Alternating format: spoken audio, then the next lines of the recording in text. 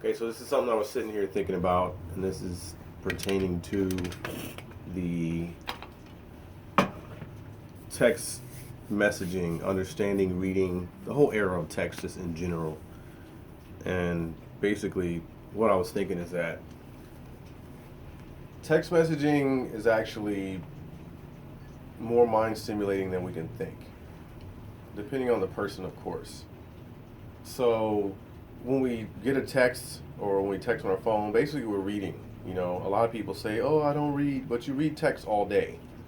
So you're reading, and you're reading these words you get in the text, and you're automatically skipping the speaking process. So there's no, speaking going on. You've already eliminated words on a sound perspective. So you're skipping from straight sound and going straight to the mind. You're skipping a step when you read text messages. So automatically, when people are reading text or getting text, they're determining words as they come to them via the brain directly. You see the word and then you compute it. So the feeling you get from those words, it also depends on the words you use, but it's solely based off of how you interpret the words.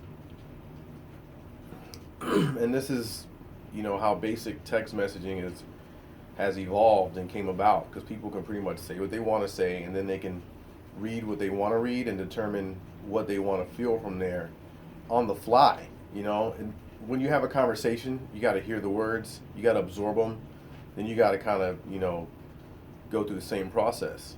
But skipping a step with texting automatically enables people to skip a step. So for some people that's crucial. We need to communicate sometimes via sound. It's better to hear and then just to read. But on the flip side, it's good, especially for people who don't read. If you don't read books, then you're getting all your reading done through text or, whatever you read on Facebook. And, we can talk about that real quick. Facebook, Instagram, these are pioneer moguls in the, so-called internet world of putting words on the screen and getting people to depict them in a different kind of way. Now, a text message is personal, it's from person to person. So the feelings are pretty much, slightly organic. You're not in person, but you know the person, so you're connected to them. Online, it's a whole different ball game. You're talking about artificial sayings, artificial words, depending on what they're using.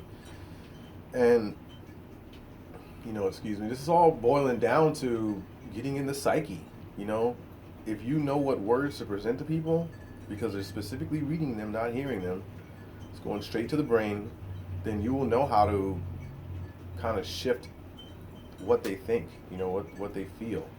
Of course, everything you feel, what you read is based off of experience. So experience will tell you exactly what you've read or felt, or seen, and it will automatically try to relate to an experience that you've already been through. So that's the first thing your brain does, is say, hey, is this familiar? And if it is familiar, when did it come up in my life? If that doesn't happen, which Facebook likes to do, put a lot of new shit up there, it's not familiar to people. So it's this whole new concept, and we're soaking it in automatically. It's an automatic soak in.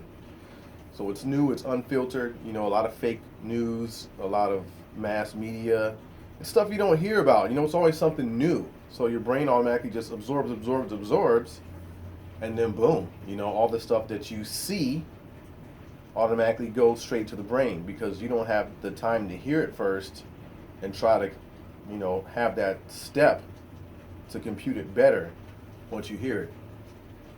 So that is the comparison with texting and actually talking to somebody.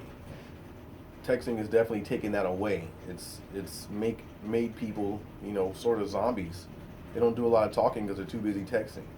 We're all guilty for it, but you have to take time to actually realize that you need to, i.e., not text, put the phone down, turn it off, or don't respond. Silent mode, do not disturb. A lot of these phones come with these features, but nobody uses them.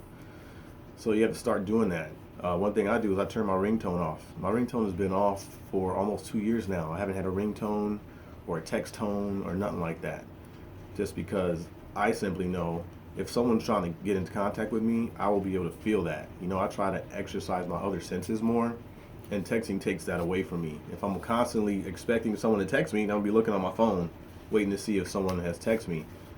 But if I'm just doing my thing, chilling, and I get a feeling that someone's texting me, then I'll look down at my phone and I'll see a text. You know, that's different. I'm using a different sense than using just sight. You know, we turned into these sight beings because all we do is look for what we want to see. We look for our answers. We look for our comfort, everything. Try to look for it through sight. We try to see it all, but we have to feel more. We have to get back to the exercise of feeling, and the only way to do that is to cut out this thing right here. So this is a little, thought I had on my mind. I wanted to record it and put it out there, just in case anybody would love to hear it or can benefit from it. That's what I do. Thank you for listening. Peace and positive vibes.